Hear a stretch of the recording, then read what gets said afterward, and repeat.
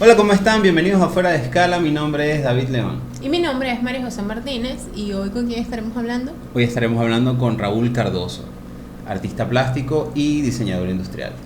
Queremos recordar que este episodio llega a ustedes gracias a nuestros patrocinantes de Torraje También por Max Panel y Arcusin. y como siempre nos acompañan nuestros aliados de Come con Gua y Cerveza Casa Coronaria. También queremos recordar que nos pueden seguir por todas las redes sociales como @fuera de escala. En Instagram, YouTube, Google Podcast, Apple Podcast y Anchor. Así es. Entonces, Bienvenidos a comenzamos. Fuera de Escala. Salud.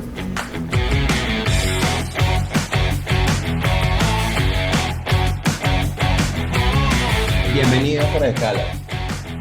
Hola, ¿qué tal? ¿Cómo está? Feliz de estar aquí con ustedes y bueno, al fin concretamos nuestra entrevista. Así Sí, señor, es. teníamos tiempo tratando de que Raúl estuviese con nosotros, bien o en presencial o Zoom como lo estamos haciendo el día de hoy. Bueno, bienvenido. ¿Cómo estás, Raúl? ¿Cómo va todo en Bogotá? Bueno, Bogotá bastante fría o como siempre mucha lluvia, pero bueno, ya digamos que la agenda cultural de Bogotá ya está tomando mucho más cuerpo, Bien, ya se está reactivando todo, el circuito artístico y de diseño, excelente. cosa que para mí es de celebrar porque, Claro. eh, o sea, generar tu trabajo y no poder obtener intercambio donde lo vean los demás es como estar solo. Así es. Sí. Es como, hubo un tiempo, creo que para todos, como demasiada reflexión de asegurar, de crear, bueno, de seguir creando cosas y bueno, ha llegado la hora de nuevamente exponerse en la mayoría de los países, Sí. creo. Sí, yo también creo que la gente que como que retomó lo que venía haciendo luego de la pandemia, como que reafirmó el compromiso con que realmente eso es lo que quiere. Eso. En el momento en que todo el mundo se Sí. reinventó, los que no nos reinventamos, porque estamos en el track correcto. Mira, No, y Raúl, creo que la gente también se comenzó a comprometer mucho más con el presente y con lo que realmente quieren hacer en su vida. Sí, exacto. fue un momento, creo que para el mundo entero, de cambio en muchas Sí, cosas. Y liberador en muchos aspectos. Sí. sí, señor. Mira, Raúl, mira, nosotros encantados de que estés aquí, pero cuéntale a la audiencia quién es Raúl Cardoso, quién eres tú. Ok. Bueno, Raúl Cardoso es un artista plástico, que es su primera carrera, y diseñador industrial, que es la segunda. Eh, Actualmente se dedica a hacer investigaciones estéticas y esto como resultado obtienen obras de arte. Además de eso es docente universitario y actualmente se dedica a llevar distintos proyectos, tanto de diseño industrial, gráfico, dirección creativa, en paralelo junto con la carrera de artista visual. Y es muy raro describirse a uno mismo en tercera persona. Es tremendo ejercicio. Bueno, lo hiciste muy bien. Me hiciste muy Mira, bien. Raúl, estuvimos leyendo un poco sobre ti y sabemos que ganaste un premio de arte a los 11 años y que desde los Sí, 5 años ejerces el arte o practicas el arte y que, bueno, tu papá te influenció de alguna manera. Pero queríamos saber si eso, o sea, si tú sentiste que eras un artista porque viviste con un artista y, bueno, así se desenvolvía tu vida desde pequeño o bueno, tu papá te forjó en ese camino, tus mentores. ¿Cómo fue eso? ¿Cómo supiste desde niño y llegaste a los 11 años a tener un premio de arte? ok. Bueno, yo pienso que, por ejemplo, en mi caso fue de una manera muy, o sea, muy particular, porque a mí me diagnostican a los 5 años de DEA, que es déficit de atención. O sea, era imposible que las maestras en el colegio me sentaran y las únicas actividades en las que me podía concentrar era dibujar, hacer plastilina, armar carteleras, o sea, todas las actividades que llevaran un tipo de desarrollo artístico era lo único que a mí me interesaba. Entonces, de los 5 años, bueno, en una oportunidad me acuerdo que llevaron a la psicopedagoga del colegio, llamaron a mi mamá y mi mamá dijo como que, bueno, si es que es muy inquieto, hay que, bueno, nosotros tenemos otros niños y le vamos a recetar Ritalin para que se tranquilicen un poquito y mi mamá se atacó todo y dijo como que, no, a mi hijo no le vamos a dar pastillas, nada de eso. Bueno, buscamos una segunda opinión y la opinión más certera fue que una psicopedagoga, bueno, me hicieron como varios exámenes y me dijeron como que, mira, este tipo de niño ya viene con unos intereses muy marcados Entonces, es muy normal que no se sientan identificados con otro tipo de contenidos que le ofrezcan en la escuela. Entonces, lo que yo te propongo que hagas es o que lo mandes a una escuela afuera, en donde ya él pueda desarrollar actividades artísticas desde muy niño, o lo puedes hacer a través de hacerle palancas. Es decir, tú tienes que negociar con él. Bueno, Raulito, si tú quieres, me acuerdo yo que me decía, Raulito, si tú quieres, o sea, te vamos a meter en un curso de pintura para que veas, ¿verdad? Pero si tú quieres continuar ahí, tú me tienes que pasar matemática, tienes que hacer la tarea de lengua, tienes que estudiar historia. Entonces, bueno, así de alguna manera mi mamá me fue palanqueando hasta prácticamente, o sea, hasta la secundaria. Toda la secundaria yo la, me llené de mucho contenido y de muchos cursos. Entonces, bueno, ya a los 5 años siempre fui un niño muy inquieto, crecí en el taller de mi papá. Mi papá es artista, pero el tipo de materiales que él trabaja, él tenía una empresa de herrería artística, o sea, de vallas publicitarias y también de pintura. Entonces, bueno, yo crecí como en ese ambiente, entonces para mí fue como un estímulo y bueno, de chico de repente uno quiere ser como su papá y tú ves a tu papá haciendo eso. Entonces yo creo que eso de alguna manera sí moduló de alguna manera el cómo yo veía el mundo. Y bueno, ya después con los cursos de dibujo, de pintura, de escultura, de cerámica, me fui como nutriendo de mucho conocimiento, que luego, bueno, cuando yo era niño había una cantidad de convocatorias para niños a través de las embajadas junto con el museo, para entonces, Museo de Arte Contemporáneo Sofía Inver, se llamaba el Maxi para entonces. Había una convocatoria con la Embajada de Japón. Me acuerdo que yo estaba en una escuela de pintura en el Latillo. Yo soy del pueblo de Latillo, en Caracas. Y me acuerdo que esa era la escuela de pintura y bueno, siempre inscribían ahí a distintos, o sea, en todos estos concursos. Y bueno, yo hice una pintura, me acuerdo que esa pintura la hice sobre un papel fabriano, pero la pinté completa con chimó, que es una técnica increíble, el chimó común, que es, o sea, nosotros le llamamos chimó, pero realmente es pasta de tabaco masticable.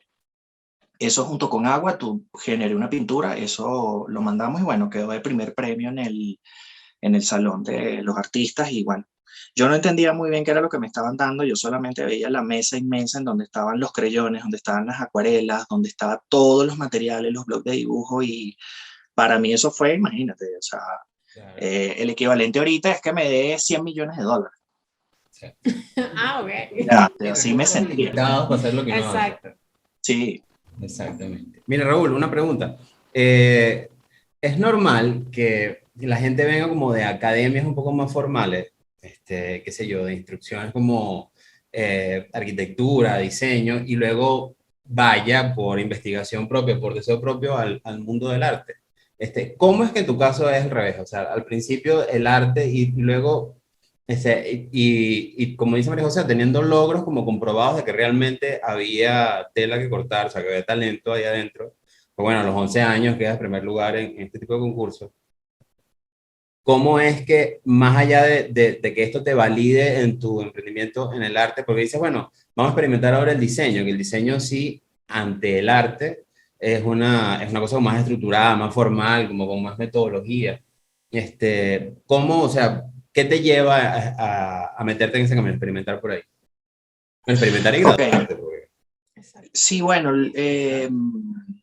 creo que fue parte yo creo que al igual que ustedes, nosotros pertenecemos a una generación en la que nosotros vivimos el primer 50% de nuestra vida de manera analógica y ya el resto de nuestra vida de manera digital. Entonces, claro, yo crecí en una generación en la que eh, las demostraciones de inteligencia se daban era a través de las manos y de lo que tú podías hacer, o sea, el intelecto tú lo llevabas a través de eso. Entonces, bueno, toda mi parte analógica, ya después de que yo me termino formando, ya conocía como la mayoría de las técnicas, entro de 12 para 13 años en el taller de la escultora Mildred Beitía y seguí estudiando escultura, ahí me formé en modelado de la figura humana, o sea, con todos los niveles.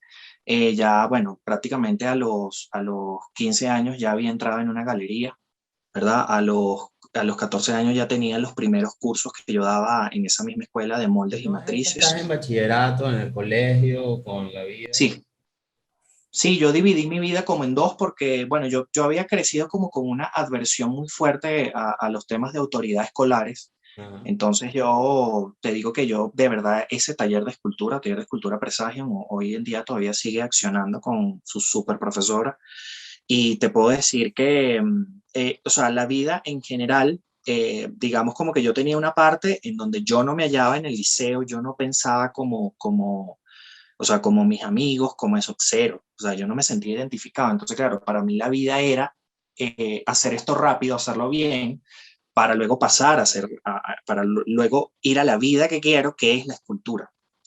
Estuve más o menos como 15 años haciendo escultura ahí, ya después apoyaba en los talleres y cursos que se daban, a los 15 años ya estaba en galería exponiendo mi trabajo y bueno, me gradué muy pronto y lo que terminé haciendo fue estudiar artes.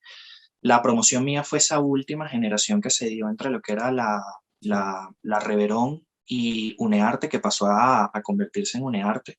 Entonces, bueno, yo de alguna manera pude ver y vivir el abandono de los grandes exponentes del arte venezolano y de las técnicas, y estos se perdieron cuando se volvió UNEARTE, porque de alguna manera por la seña y la huella política que eso llevaba. Entonces, después que, bueno, que ya terminó arte, cómo di ese paso al diseño, me di cuenta que, bueno, que el único lugar donde tú podías aprender las herramientas digitales era en el mundo del diseño. Entonces, para entonces ya conocía muchas personas que habían estudiado en el Instituto de Diseño Caracas. Para entonces tenía, yo digo que yo tuve la dicha de tener, creo que la parrilla de profesores más brillantes. Muchos de ellos ahorita cuentan con reconocimiento internacional y la mayoría están todos afuera. Cuando yo estudio ahí, bueno, eso ya las herramientas analógicas me habían dado como la capacidad de yo poder hacer composición, que es básicamente composición tanto en bidimensional como en tridimensional, pero ya las herramientas que me dan como Photoshop, Illustrator, modelado 3D, y sobre todo la aplicación de la función a un objeto, y una manera de conceptualizar distinto. ¿Por qué? Porque mientras tú en arte aprendes a conceptualizar para que el mensaje que tú estás dando llegue y llegue de manera sensible, en diseños de una manera mucho más frío. ¿Por qué? Porque en diseño debe ser demostrable, mientras que es completamente subjetivo en el arte. En diseño tú debes tener pruebas obligatoriamente. Es más parecido a la arquitectura en ese aspecto y sobre todo diseño industrial. Sí, buenísimo ese comentario. Exactamente. Bueno, me quedé como reflexionando Sí, porque también. efectivamente, Lo hemos Los conversado. invadí mentalmente. No, es que lo hemos conversado antes aquí, incluso en temporadas anteriores, sobre la diferencia entre, bueno, la necesidad del artista y la necesidad del diseñador, que lo acabas de resumir excelente, perfectamente. Sí, y perfectamente. esa línea tan delgada de la justificación, puede ser, Ujú. de explicar las cosas que tengan sentido, porque en el arte no Sí, pero existe. fíjate que Raúl lo pone a través de la función, o sea, como que el Ajá. vector que lleva lo de bueno, la función. No, y lo de la importancia del diseño industrial, porque realmente tiene, o sea, no lo vemos tanto, pero realmente es básico para todo lo que tenemos en la vida. Exactamente. Sí, Entonces, de hecho, la semana pasada estuvimos acá hablando con Elina de Diseño en Venezuela. claro, Eli, gran amiga. Ajá, y conversábamos sobre qué pasaba con el diseño industrial acá en Venezuela. Ujú.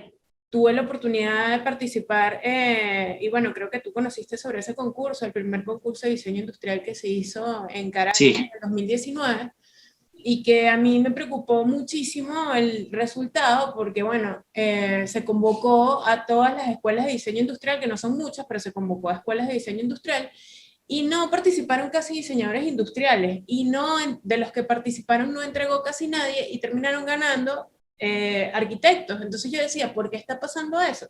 O sea, aunque básicamente tenemos la capacidad de poder diseñar un producto a menor escala a lo que hace un ujú, arquitecto, pues, ¿cuál es la desidia? Y una de las cosas que nos comentó Elina, que a mí me impresionó, fue que no recuerdo el nombre de ese diseñador industrial, pero ella estuvo entrevistando a alguien que le dijo que Venezuela no era un país industrial y por eso no había, o sea, no había un impulso con el Sí. diseño Sí, industrial. que Venezuela no era ni nunca iba a ser Un país un industrializado. país industrializado, o sea, por ende diseño industrial como que no tenía mucha cabida dentro de las opciones del diseño aquí. Ajá.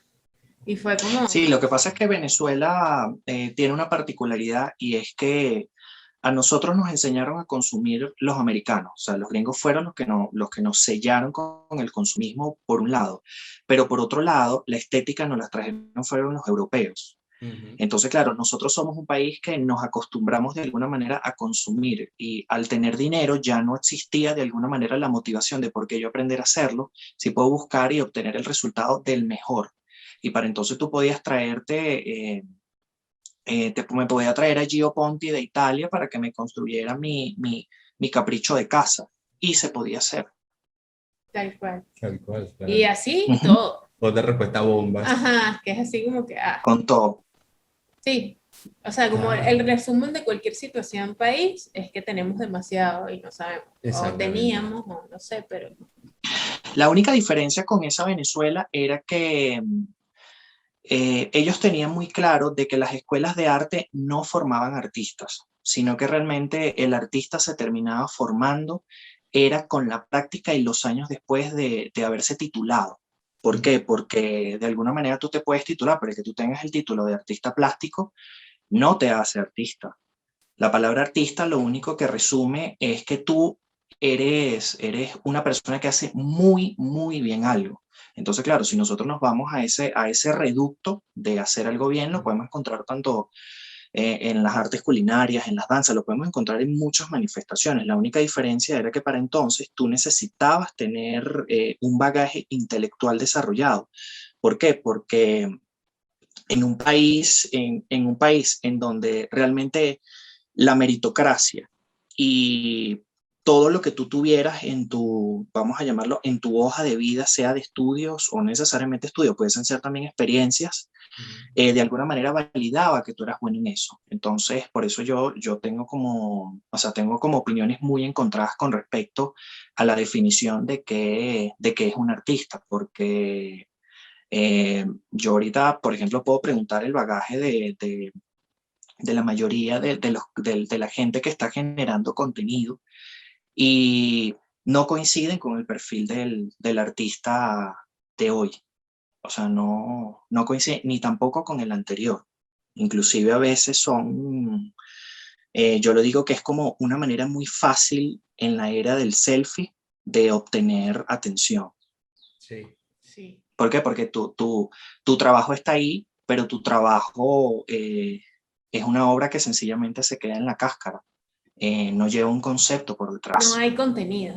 No hay contenido. No, porque yo puedo validar, por ejemplo, en la danza, yo puedo decir, mira, no, o sea, realmente la ejecución, la danza no fue buena. Yo puedo ver una película y yo decir, me encantó la música, pero las actuaciones fueron terribles. Entonces, claro, ahorita Venezuela está pasando por un proceso en el cual ya no es la censura que vivimos por el sistema político, sino la autocensura. O sea, el Venezuela, mientras todo el mundo está en lo políticamente correcto, Venezuela está viviendo lo que es la autocensura. Es decir, yo no puedo ejercer mi derecho como ser humano a disentir con respecto a lo que estoy viendo y decir, eso no es arte. Es válido disentir.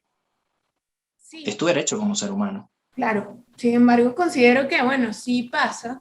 Ujú. Pero bueno, es como una ola de locura cuando eso pasa.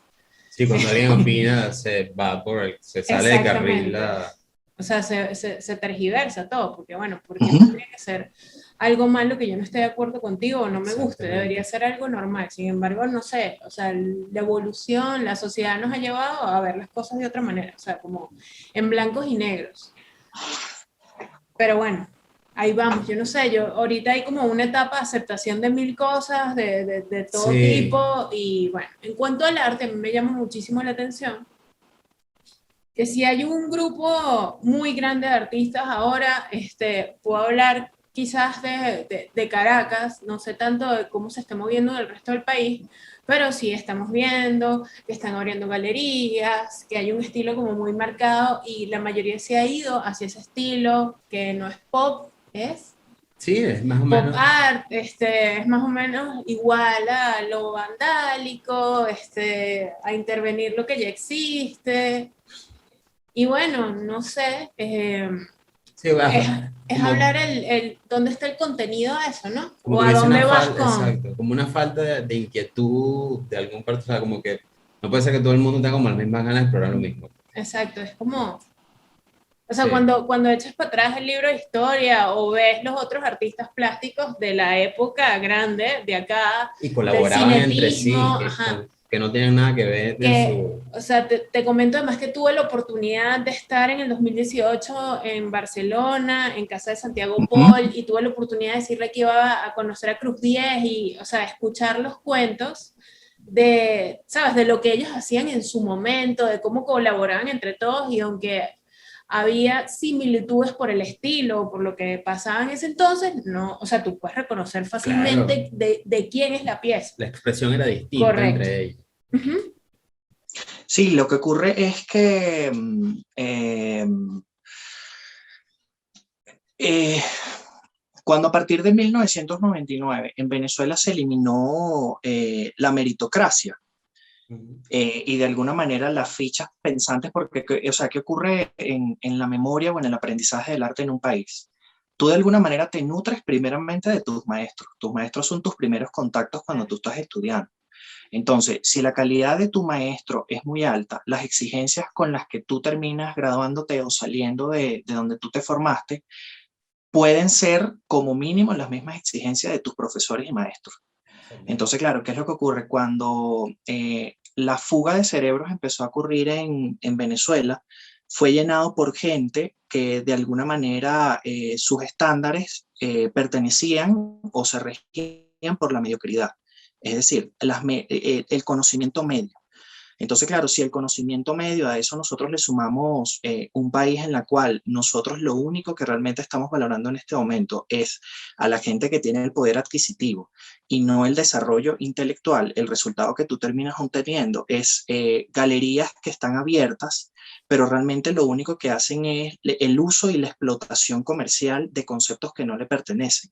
Entonces, claro, es el mismo pensamiento latinoamericano en el que tú no te obligas a crear porque estás hiper influenciado por Occidente, entonces te lo tiene que venir a decir un europeo, te lo tiene que venir a decir un americano, tienes que ver primero cómo lo están haciendo allá para que tú veas si va a ser aceptado aquí o no. Y no solamente en el terreno del arte, está ocurriendo también con las tiendas, está ocurriendo con la moda, Sí. está ocurriendo con una cantidad de manifestaciones en la cual como la inteligencia humana, ya no hay rigor, ya no hay personas que de alguna manera vengan y te digan, ya no tienes a una Sofía Inver, que de alguna manera venga y te diga, mira, no, o sea, tú no vas a poder, no vas a poder participar dentro de este circuito artístico, no por nada, sino es porque no tienes de alguna manera la demostración. Y la demostración, ¿cómo es? Cuando ustedes tengan una duda con respecto a si algo es arte o no, pregúntense a sí mismos qué es lo que veo, qué es lo que estoy viendo, pero a lo más frío que tú puedas, ¿qué es lo que estoy viendo?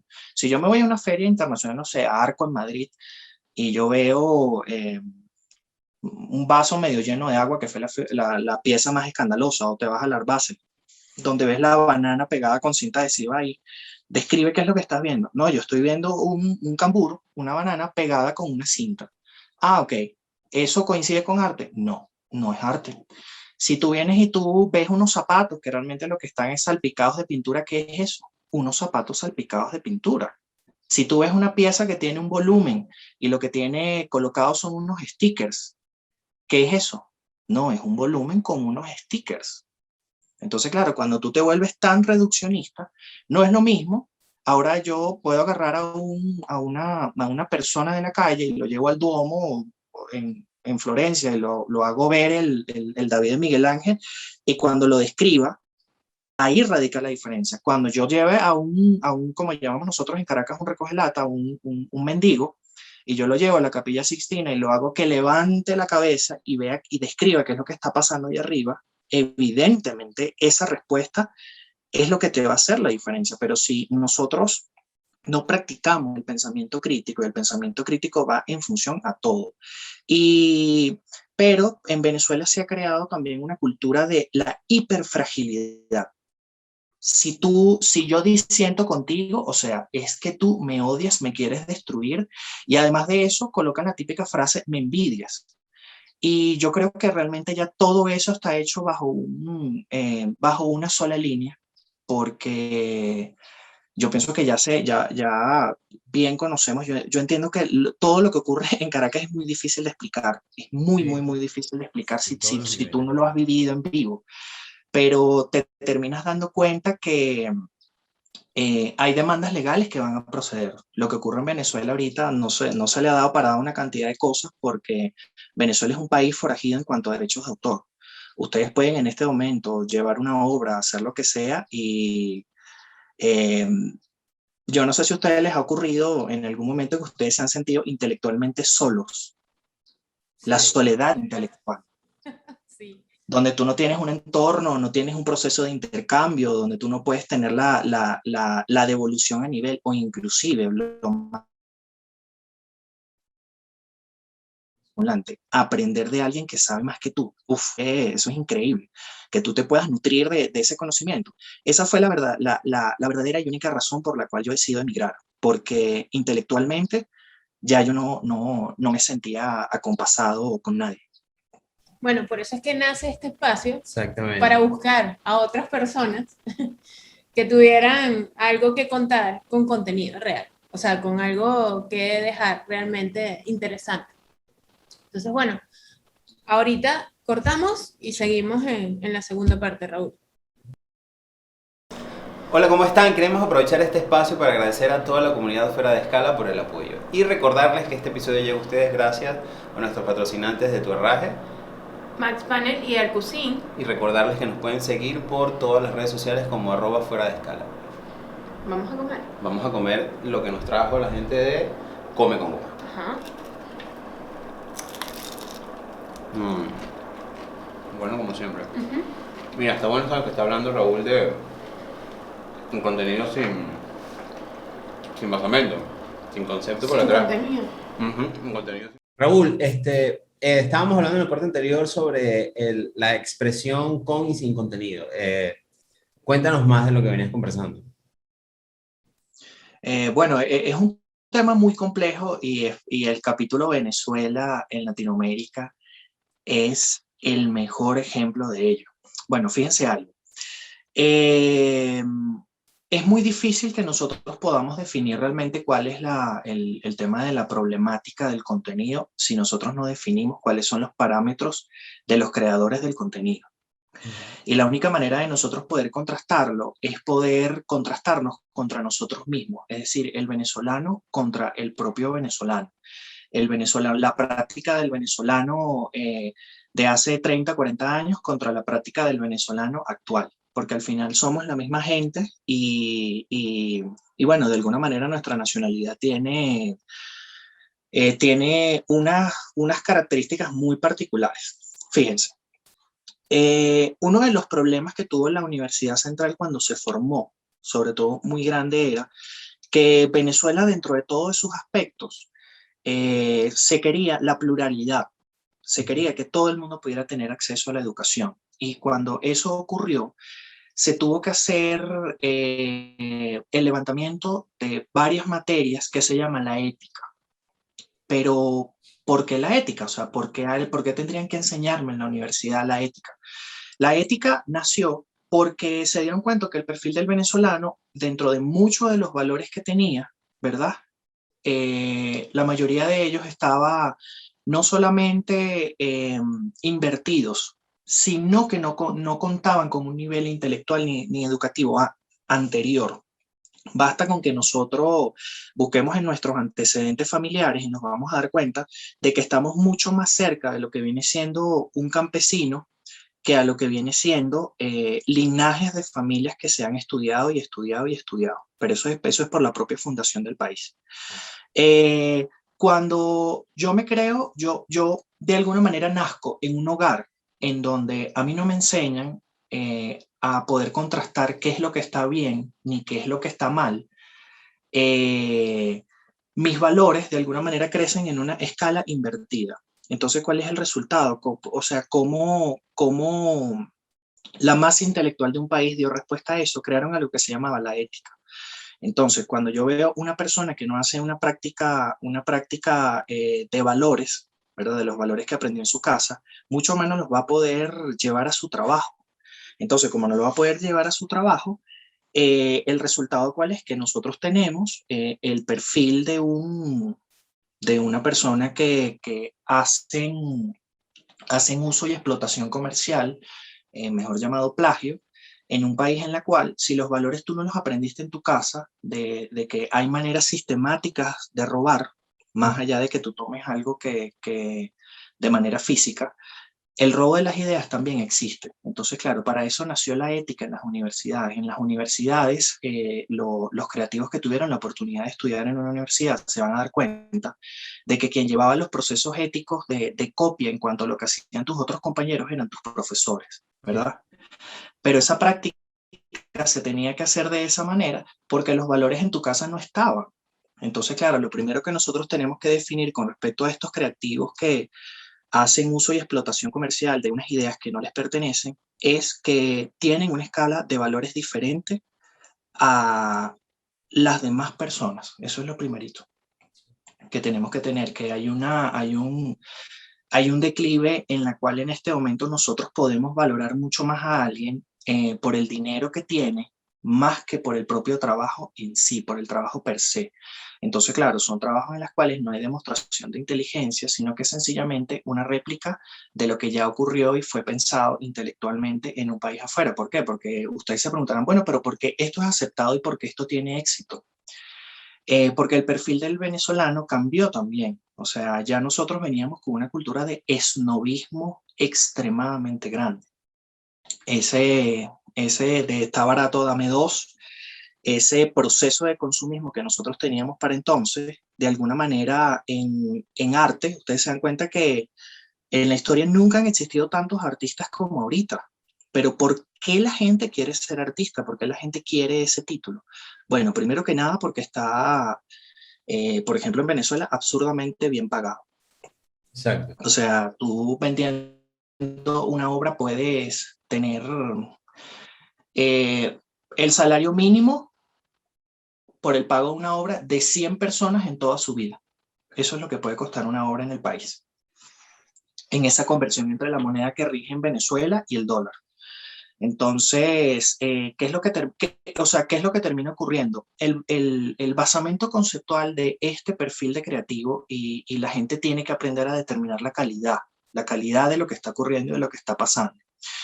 Si la persona que está conceptualizando es la persona a la cual tú sigues y consumes, eso es el reflejo de su trabajo, ¿verdad? Entonces, si nosotros comenzamos a partir de ahí de que las obras de determinadas personas son el reflejo de lo que ellos son, el reflejo de sus valores, entonces ya existe un tipo de arte que yo puedo consumir y un tipo de arte que primero que nada no es arte y que yo no voy a consumir, ¿verdad?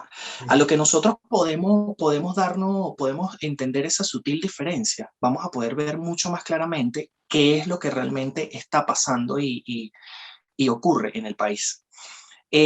Obviamente, en Venezuela, uno de los principales pérdidas que nosotros tuvimos fue la Feria Iberoamericana de Arte en Caracas, que se daba en el Tamanaco. Ella estaba organizada por la Galería de Museo y realmente nosotros podíamos contrastar nuestro trabajo, ¿verdad? Con galerías españolas, mexicanas, con galerías argentinas de todas partes del mundo. Ellos podían venir anualmente y ese era como el termómetro que marcaba la pauta en Caracas. Cuando esta feria se perdió, desapareció porque por el tema del sistema de cambio, ya a las galerías no le convenía venir porque no, o sea, no habían condiciones. Ese termómetro se perdió. Cuando ese termómetro desapareció, realmente lo que terminó ocurriendo fue que se crearon como distintos guetos en las cuales estaba el cogollo del gueto, que eran las galerías que participaban de manera regular en la FIA, ¿verdad? Y otras manifestaciones. Dentro de esas otras manifestaciones fueron como bajando cada vez más los estándares, porque yo no hubiese sido el mismo resultado si yo tengo un escándalo de plagio en una Venezuela en donde está forajida legalmente, a yo haber tenido una feria iberoamericana de arte de Caracas, en la cual explotar escándalo y las galerías de afuera hubiesen podido tomar muchas más acciones. No hubiese sido lo mismo. Entonces, claro, Venezuela, ¿por qué ocurren ese tipo de cosas? Hay un bloqueo intelectual en Venezuela.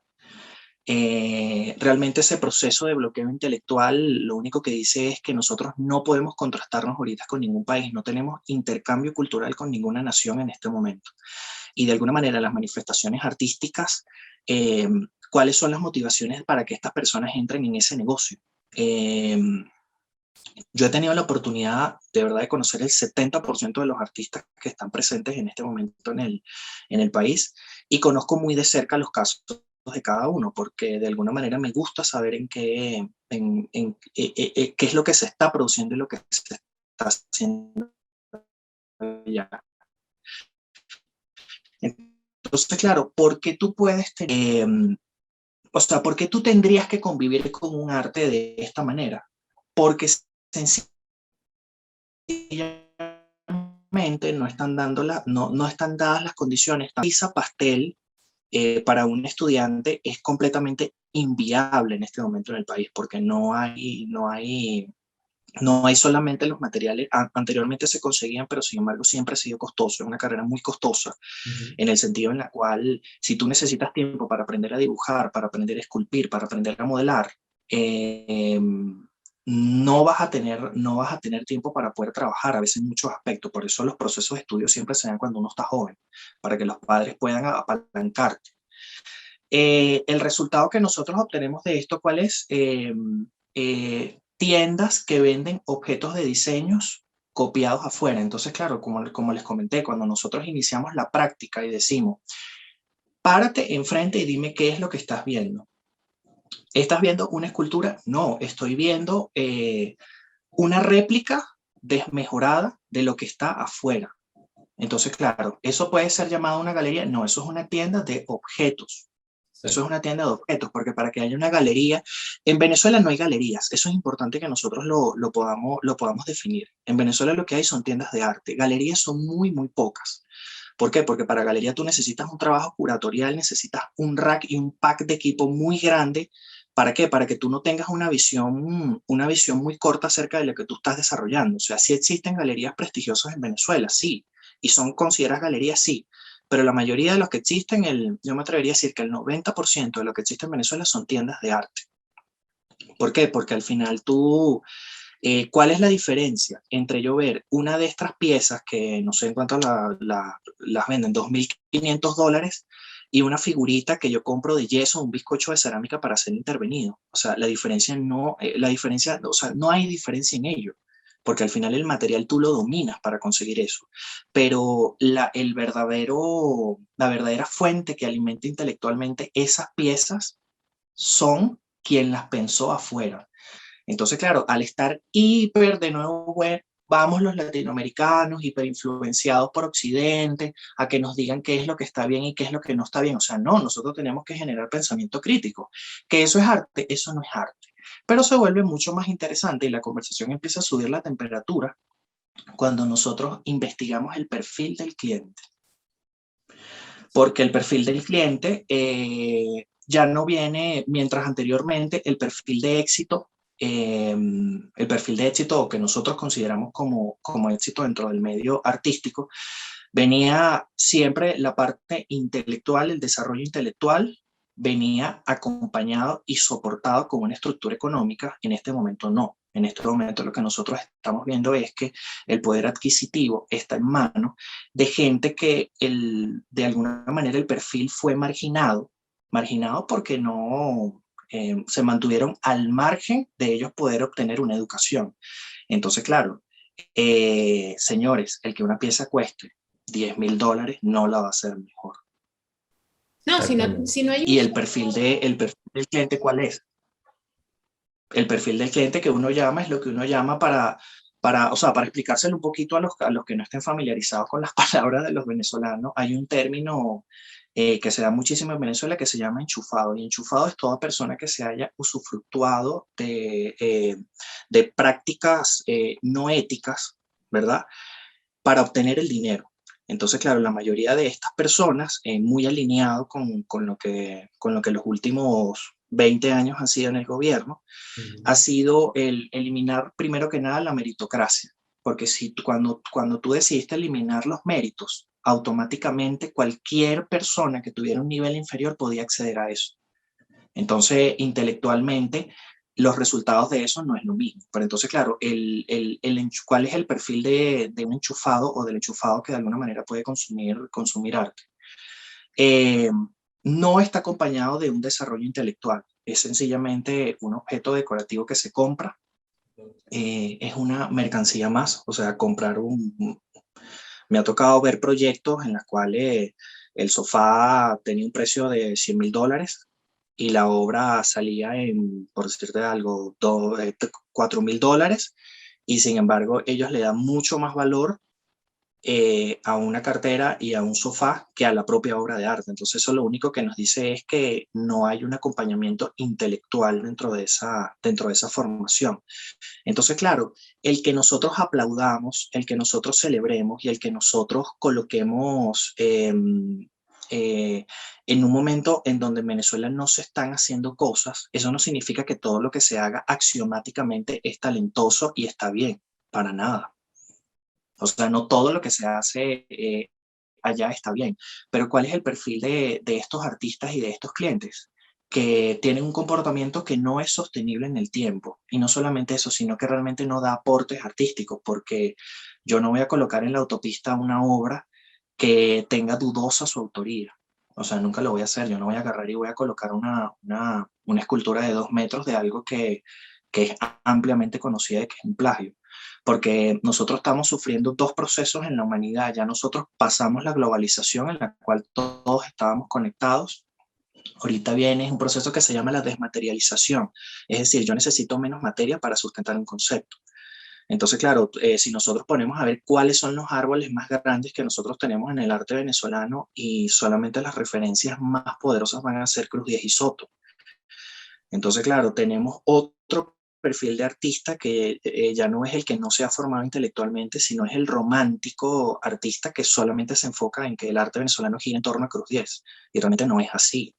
Yo pienso que ya nosotros tenemos que nutrirnos de otros talentos que están saliendo y que lo están haciendo muy bien. Pero desafortunadamente la única manera de que ellos puedan contrastarse y poder nutrirse de otro trabajo es que salgan de la burbuja. O sea, que salgan de alguna manera del país para que tú puedas ver lo que es una feria internacional y poder entenderte que lo que hagas no es que tiene que ser bueno, es que tiene que ser extraordinario para poder destacar. Y si yo me paro frente a ese objeto y ese objeto en la descripción fría que yo estoy dando, el resultado es, esto es irrepetible, ahí nosotros estamos hablando de una calidad muy alta de arte. Ok, ¿sabes qué? Escuchándote Excelente, man. y entendiendo que, bueno, que, o sea, hay un déficit importante de cultura a nivel de arte, para hablar solo del arte. Recuerdo un proyecto que llevó un amigo hace muchos años que estudiaba en la Facultad de Arquitectura, no sé si lo conoces, se llama Luis Bonilla. Eh, Claro. Luis comenzó con un seudónimo que se llamaba Fe Caracas, y a mí me parecía increíble su proyecto porque él lo que hacía era replicar obras de arte de muchas épocas en papel periódico y pegarlas en distintas zonas de la ciudad, en la autopista, en las calles, y hacer, o sea, indiscutiblemente llamaba la atención, y seguramente la gente que no sabía cómo se llama esa obra le quedaba y llegaba a su casa a investigar, o algo pasaba, pero yo creo que sí llega el mensaje. Bueno, lamentablemente ese proyecto no siguió por múltiples razones, él ahora tampoco está aquí y como que nadie ha retomado eso, cosa que me parece sumamente importante, pero bueno, creo que el desconocimiento es lo que hace que este tipo de artistas surjan o se hagan famosos, no sé cuál sería la palabra adecuada, pero me impresiona muchísimo y te voy a contar algo que me pasó hace muy poco. Unos clientes querían un artista plástico dentro de un espacio, querían a alguien que se ha hecho muy famoso por plagio. Yo me quedé como muy preocupada y paralelamente mientras eso pasaba, ellos fueron a casa de la persona que les estaba alquilando ese espacio y uno de los, o sea, como de los dueños de mis clientes, estaba como muy emocionado porque dentro de la casa de esta persona había un miró. Y él, o sea, no cabía de la emoción él y que vi un miró, toqué un miró, no puede ser, que fui, investigué, es de tal año, pero es de tal línea. Y otra de las personas que era su socio le decía, pero ¿qué importa ese cuadro? Y yo era así como que, ¿qué importa? Y, o sea, lo que más me preocupó fue como, bueno, pero ¿cómo sabes tú eso? O sea, la gente realmente, ¿cómo va a saber que eso es un miró? Y yo dije, bueno, en bachillerato te dan Exactamente. historia del arte y, o sea, yo creo que miró no pasa por debajo de la mesa, ¿no? Y en cualquier museo podría estar representado y no es, o sea, no es un artista poco conocido. O sea, en historia del arte lo ves.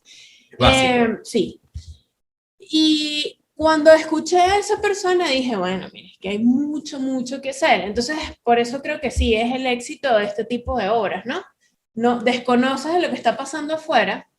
Efectivamente, estamos en una burbuja, es gente exitosa que acá, que posiblemente no va a poder salir o trascender a otros espacios de arte, no va a poder ir a exposiciones. Creo que lo más preocupante es que no tiene cómo fundamentar, porque yo me imagino que nunca lo he hecho, pero cuando llegas a un museo o quieres participar en una feria o lo que sea, tienes que presentar tu currículum, contar esa historia, que es como lo más interesante de cada artista, como cuál es el proceso, cómo llegaste ahí, cuál fue el proceso creativo, tu investigación, cuál es el resultado de esto, porque esto es así. No hay nada de eso, no Sí, existe. es que los vacíos se caen solos. O sea, cuando, digamos, cuando una obra de esta o este tipo de artista va a un contexto donde el nivel cultural es más amplio, o sea, es mayor, la barra está un poco más alta, inmediatamente esto deja de perder interés. O sea, la gente lo verá así como, bueno, otra figurita más, pero al final del día aquí no hay nada. No es mejor al otro pasillo y lo resuelven mejor por otro lado. Y se nutren porque, claro,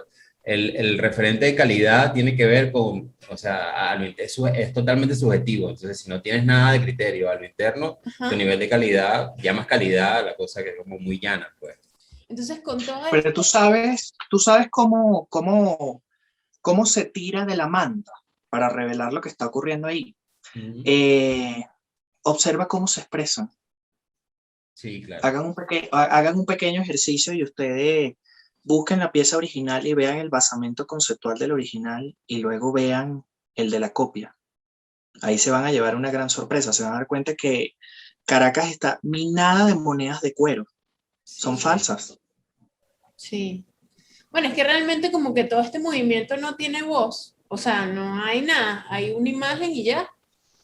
Yo Marketing. Ujú. no he tenido la Sí. posibilidad de escuchar a ninguna de estas personas querer contar, más allá de verlos pintar, verlos tomarse una foto al lado de lo que en teoría es de ellos, escuchar un poquito más, ¿Sabes ¿no? qué ocurre ¿De qué también? se trata? Que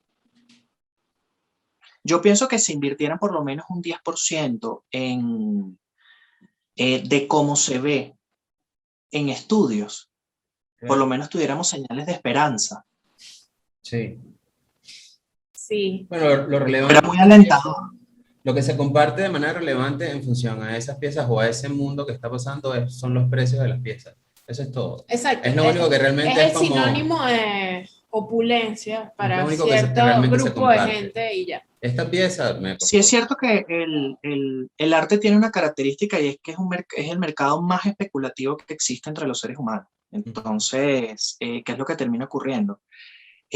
Bueno, pero tú colocaste ese precio, pero cuéntame a ver, o sea, vamos a revisar qué es lo que has hecho tú. Vente, vamos a sentarnos con tu hojita de vida y vamos a revisar, porque...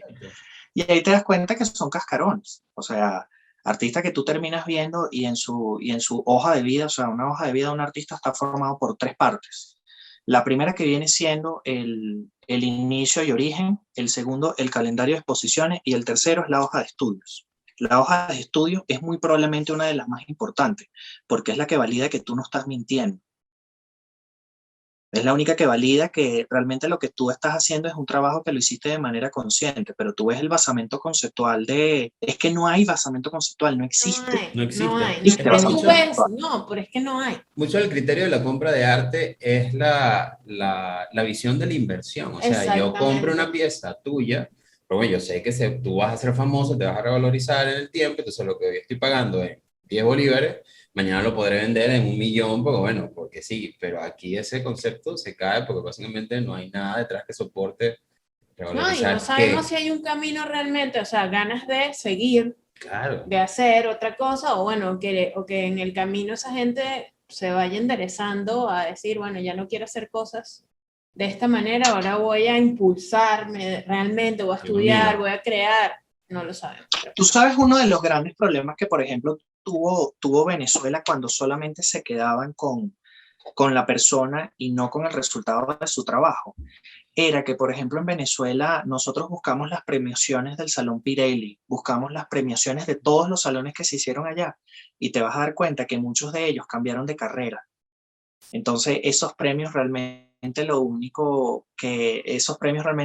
no demostraron nada, lo único que demostraron fue un proceso de amiguismo en la cual se premiaron a personas que luego cambiaron de carrera y en la memoria de lo que viene siendo un país, una persona que cambia de carrera siempre va a ser una gran pérdida si la persona era buena en lo que estaba haciendo. Sí, Entonces, claro, si nosotros buscamos ahí la gente que ha sido relevante, porque esto no es, o sea, quien se vaya a dedicar al arte no lo puede ver como un acto coyuntural, sino que realmente lo que lo tiene que ver es como un proceso de vida en sí mismo. Porque indistintamente de lo que pase en todo momento, ahorita yo creo que hay muchas facilidades para uno poder desarrollarse artísticamente, pero siempre y cuando tú tengas presente que lo que estás haciendo no es que lo vas a cambiar mañana. Pero, ¿qué es lo que ocurre en Venezuela? Que en Venezuela, por ejemplo, hay muy pocos puntos de contraste. ¿Por qué? Porque si hubiesen puntos de contraste y gente que realmente dijera lo que estuviera pensando, los cascarones se caerían, porque no va a haber dinero, no va a haber marketing y no va a haber una herramienta. ¿Por qué? Porque yo te puedo meter todo el marketing que tú quieras, pero eventualmente si ya tú sabes que algo no es original, ya pierde validez. Yo entiendo que el mundo de las ideas o sea, todos bebemos de la misma fuente. Y yo pienso que cuando nosotros pensamos, por ejemplo, como se está pensando creativamente, internacionalmente, es ahorita que todos bebemos de la misma fuente, ¿verdad? Que realmente las ideas es una carrera de relevo en la cual ahorita nosotros estamos buscando son las últimas demostraciones de inteligencia que fueron en los años 50, en donde había un paralelismo entre lo que viene siendo la formación y de alguna manera lo que tú estudiabas tenía el poder adquisitivo para poder, o sea, para poder acompasar y tú desarrollar más. Pero ahorita nos encontramos ante una generación que tiene una sensación de defraudación muy grande porque lo que le dijeron en la universidad no fue mentira. ¿Por qué? Porque a ti te dijeron que si tú te graduabas en la universidad, ya tú tenías como parte de tu vida asegurada y ahorita realmente no funciona de esa forma. así es. Pero bueno, vamos a subir un poquito el ánimo, Raúl. sí. Y queremos que nos cuentes un poquito de qué se trata este proyecto nuevo que llevas que se llama Por by Raúl Cardoso. Ok, bueno, Orba Raúl Cardoso es el resumen de mis últimos 2 años de investigación como artista, en la cual estoy presentando 13 obras. Eh, Estas obras se presentan por invitación de la Fundación Gobea Meos y de la curadora Marité Gobea Meos, que bueno, creo que ahorita es la curadora que tiene mayor crecimiento y conexiones internacionales y que sigue haciendo cosas en Caracas, pero con el basamento y bueno, el rigor y los requerimientos que ocurren afuera.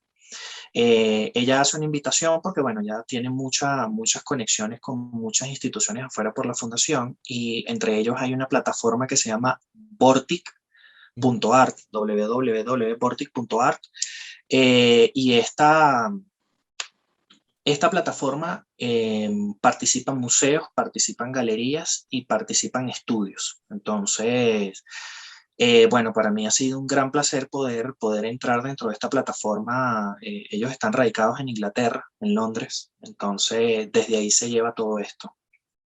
Es un tema el proceso de la admisión por lo mismo que te hablaba de que tenías demasiados requerimientos que te piden para ellos poder validar de que lo que tú estás haciendo realmente es un trabajo consciente. Aquí se habla mucho del trabajo consciente, es decir, de que tu basamento conceptual y de cómo tú estás pensando, eso tenga como resultado una obra. Pero bueno, para mí es un orgullo como venezolano estar dentro de esta plataforma, porque de verdad que cuando me dijeron esto y yo me metí y vi que la participación de los venezolanos era casi nulo, o sea, de verdad que me dio mucho sentimiento y yo dije, bueno, qué bueno que está esta oportunidad y que se dio. Esta es una plataforma en la cual tú entras y tú vas a poder ver un recorrido virtual en una, vamos a llamarlo una sala virtual en la cual vas a poder ver las obras como si estuvieras en una sala y bueno, todo eso tuvo un auge muy grande porque bueno, son este tipo de proyectos que de alguna manera se aceleraron cuando el COVID básicamente acabó con las ferias internacionales y con las muestras presenciales. Ujú.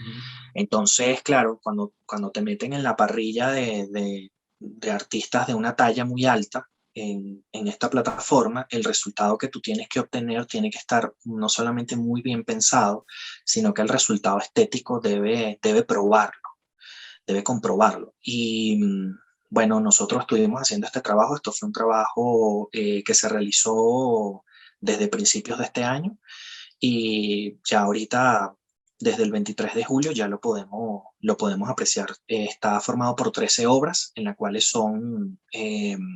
tenemos fotografía, tenemos escultura y tenemos video. Entonces, bueno, van a poder ir haciendo el recorrido. Yo voy a ir mostrando poco a poco en mi cuenta de Instagram, @RaúlCardoso, y www.raulcardoso.com. Por ahí van a poder ir viendo lo que voy a ir publicando. Pero si quieren ver la muestra, bien pueden entrar. Ese va a estar hasta el 31 de agosto. Or es una palabra hebrea que significa luz. Y cuando habla de luz, hablamos de un concepto cabalístico, el concepto generador y tema central de la exposición es el árbol de la vida según la Kabbalah. Cuando hablamos de árbol de la vida, es un diagrama muy antiguo en la cual se explica cuáles son los 10 niveles en los cuales está creado esta realidad, en la cual en donde nosotros vivimos, es donde los átomos están mucho más juntos y por eso producen lo que conocemos como materia. Pero en los niveles mucho más altos, estos átomos, o nosotros nos metemos un átomo y él está separado. Y bueno, el material más hermoso que nosotros podemos tener para poder comprobar de que esa vida funciona así es la propia luz. Entonces la luz es como la máxima manifestación de algo que existe pero que tú no lo percibes. O lo percibes solamente a través de un canal de comunicación que viene siendo la vista y el tacto, porque la luz tiene temperatura. Así es. Bien, súper interesante. Mira, Raúl, lamentablemente se nos está acabando el tiempo. Y nosotros tenemos dos preguntas que se las hemos hecho a todos los invitados de esta temporada. Ok. Sí, mira, Raúl, las preguntas son básicamente, ¿cuál ha sido tu peor y tu mejor experiencia? ¿Puedes explicarlo desde la perspectiva que De más artista, de diseñador, a nivel de trabajo, a nivel Exactamente. de lo que Bueno, consideres. creo que la peor experiencia es cuando yo pasé por varias empresas de diseño, tener un superior o un jefe que sepa menos que tú. Y yo Boom. pienso que eso puede ser la pesadilla de cualquier creativo, porque te toca educar a esa persona y sin embargo esa persona tiene la toma de decisión. Y yo creo que lo mejor que me ha pasado en general, creo que ha sido que he podido desarrollar una conexión interna que me permite comprometerme con el presente. Todo lo que nosotros estamos diciendo y estamos hablando aquí ha sido siempre con la intención de poder registrar lo que está ocurriendo en nuestro tiempo presente. Y ya eso quedará así para la posteridad. Entonces, claro, a mí me gusta ver muchas veces la vida como un acto en la cual tú puedes definir cómo quieres que te vean, cómo te ves tú y también cómo percibes tú la vida, no esa persona.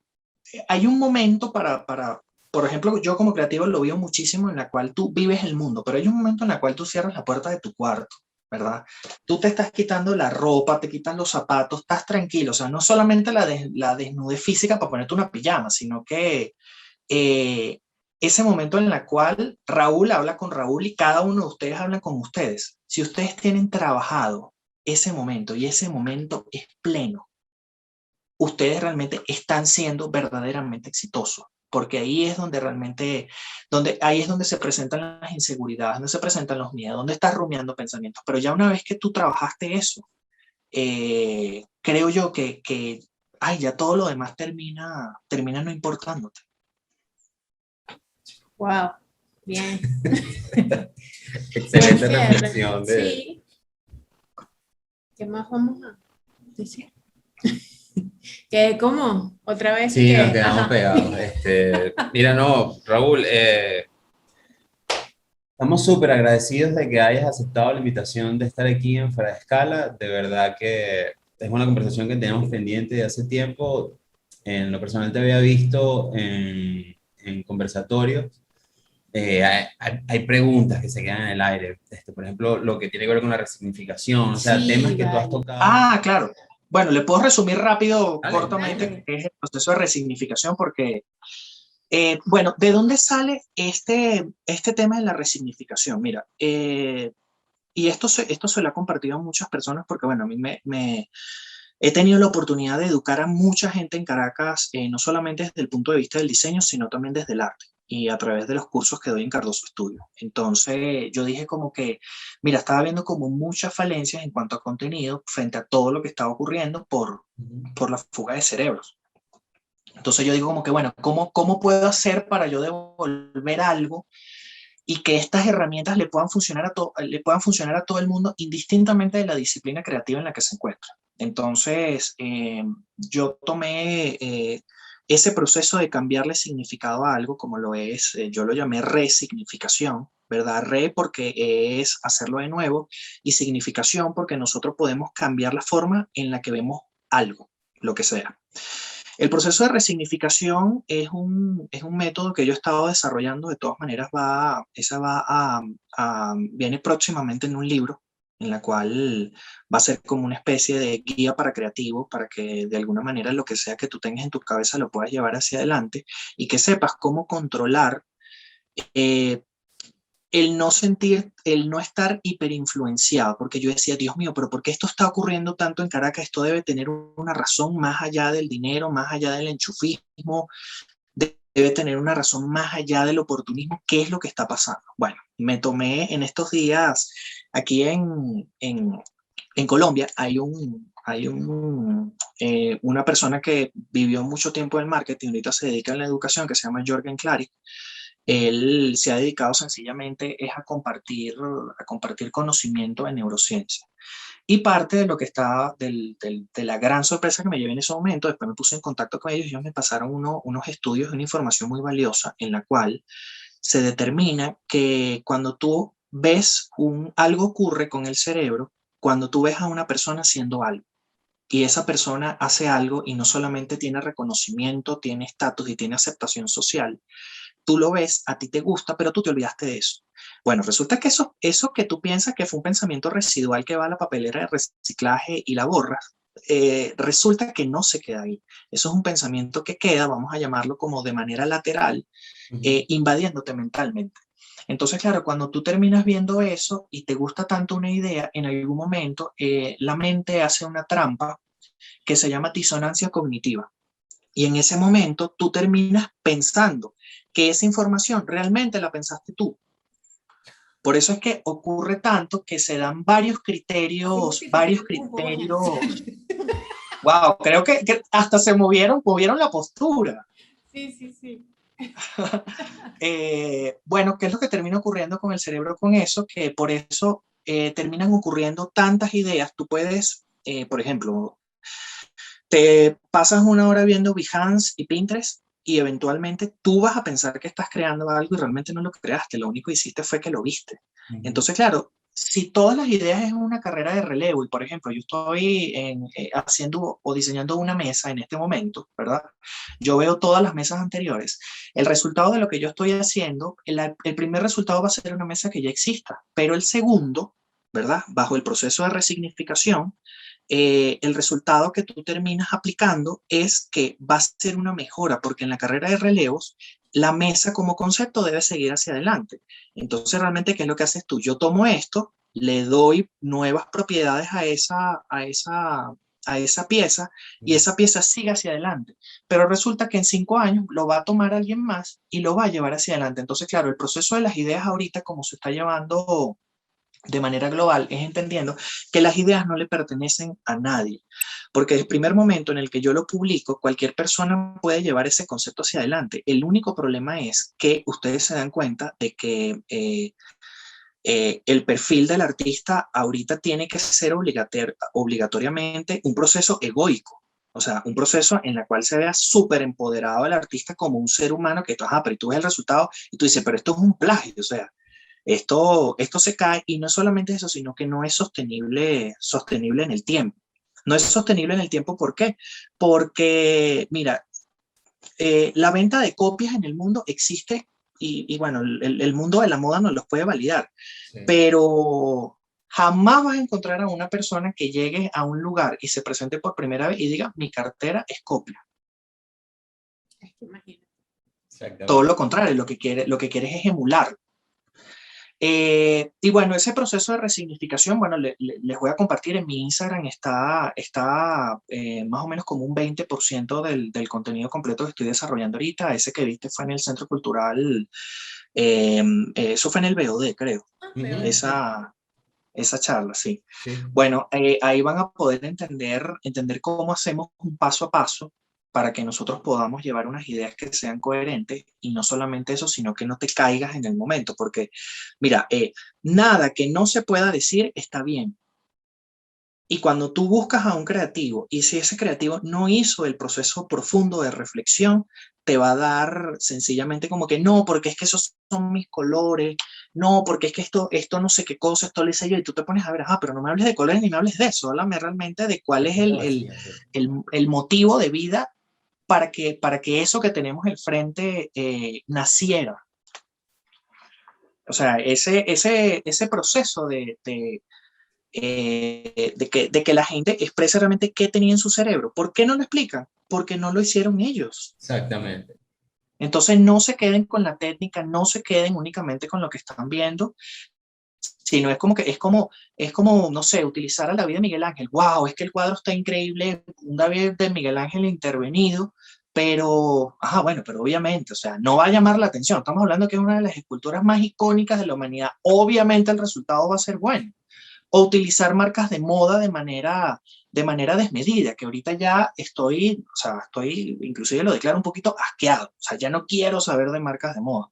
Yo saqué hace más o menos como 8 años, cuando estaba dando clases en la universidad, un proceso de resignificación, por ejemplo, con un extintor. La gente me dice, ay, sí, porque el artista de los extintores, y yo le digo como que no, pero es que eso no es una obra de arte, eso fue un ejercicio de identidad que yo le daba a mis alumnos y lo único que hice fue publicarlo ahorita y bueno, que se dio de alguna manera que la gente los quería comprar, bueno, chévere, yo los puedo vender, pero el proceso de resignificación era tomar el objeto más ignorado de la historia y tan presente también, porque está por todos lados, tomar ese extintor y después de ese extintor colocarle marcas de moda, ¿verdad? Hacer ese proceso lúdico de identidad de packaging, porque eso es netamente un empaque, y el resultado, ¿cuál termina siendo? Que el objeto más ignorado pasa a ser el objeto mucho más codiciado, el objeto de deseo, el objeto protagonista. Y eso ocurre mucho con la mente de los venezolanos, que solamente porque ves algo sustentado por marcas, automáticamente te estás olvidando. Yo lo puedo ver en los extintores y nosotros lo vemos de manera fría, pero ¿y cuando lo llevamos a los seres humanos? Cuando nosotros tenemos un sentido de valoración más allá de lo intelectual, sino solamente con lo que nosotros podemos ver por fuera, no es lo mismo, no es un acto de vaciedad. Entonces, muy pocas personas se dan cuenta de que ese extintor no es más que un proceso de crítica, pero necesitas necesitas conocer cuál es el modo que está detrás de esa pieza, y así ocurre con todo. O sea, todo objeto tiene derecho a nacer, sí, pero todo objeto conceptualmente merece nacer. No. Wow. Ok, sí, sí, Raúl, sí. aquí todos los que están detrás de la cámara incluso se quedan como fríos cada vez que tenemos una de esas conclusiones. Pero ¿sabes qué les propongo? Que sería interesante que lo empezáramos trabajando por temas y sobre todo por temas que están ocurriendo ahorita en el mundo. Por ejemplo, ahorita es interesantísimo cómo hay un proceso de censura con una exposición global en la cual tomaron una página, vamos a llamarlo para consumo para adultos, y ellos hicieron un artículo y una exposición en donde colocaron solamente desnudos artísticos. Solamente, o sea, tenemos a la Venus de Botticelli, tenemos a la Maja desnuda, o sea, tenemos todo esto. Y hicieron, o sea, los museos demandaron por derechos de propiedad intelectual, a esta muestra, ¿verdad? La pidieron banear y la censuraron, siendo que a mí me parece un proceso hiper recontra interesante el que tú coloques, por ejemplo, la manera de cómo veían eróticamente, por decirte algo, en el Renacimiento la desnudez y cómo lo vemos actualmente puede ser en una película pornográfica o de consumo para adultos, porque más o menos iban por el mismo lugar, más allá de apreciar la belleza. Entonces, claro, censuran eso, pero, por ejemplo, no censuran un performance de desnudos grotesco de Marina Abramovic en el MoMA. Entonces, claro, el tema mientras que el mundo está viviendo lo políticamente correcto, en Venezuela lo que se vive es la autocensura. No puede, o sea, tú no puedes decir nada porque ya va, o sea, yo soy un ser humano, tengo derecho a disentir, o sea, mi derecho como ser humano es disentir, eso es un derecho que tú lo tienes y debes poder vivirlo. Pero entonces, claro, ya en Venezuela no te censuran, en Venezuela tú mismo te censuras. Y esa es una forma de dictadura intelectual. Bueno, a todo nivel. A todo nivel. Tiempo, Raúl, pero prometemos hacer una segunda parte. Yo encantado. Hemos tenido demasiada información increíble que ha quedado como corta, pero bueno, este es el tiempo que nos dio. Exactamente. No, y me encanta lo que están haciendo, me encanta porque este trabajo que ustedes están haciendo, me atrevería a decir que son los únicos que lo están haciendo para que eso quede como información de lo que se vivía en ese momento en el país. Sí. Y en ese lapso histórico. Así que lo que estamos diciendo en este momento se lo estamos diciendo a chamos que en 20 años podrán ver esto. Exactamente. Este es contenido que va a quedar de manera permanente por los siglos de los siglos en el internet dando vueltas. Mientras estas plataformas que usamos existan. Pues. Raúl, estamos súper agradecidos de todo lo que has conversado con nosotros, de toda la información que has dejado aquí, súper valiosa. Queremos recordarle a toda la audiencia que este episodio llega a ustedes gracias a nuestros patrocinantes, nuestros amigos de Tu Herraje, Max Panel y Arcusin. Y nuestros aliados de Come con Gua y Casa Cerveza Corona. Las redes de Raúl las dijo hace un rato. Raúl, ¿se las puedes repetir? Ajá, las redes. @Raúl Cardoso en Instagram y raulcardoso.com. De verdad visiten estas direcciones que acaba de dar Raúl, que contenido súper interesante. Sí. Entonces, ha sido todo por hoy. Gracias. Gracias por acompañarnos.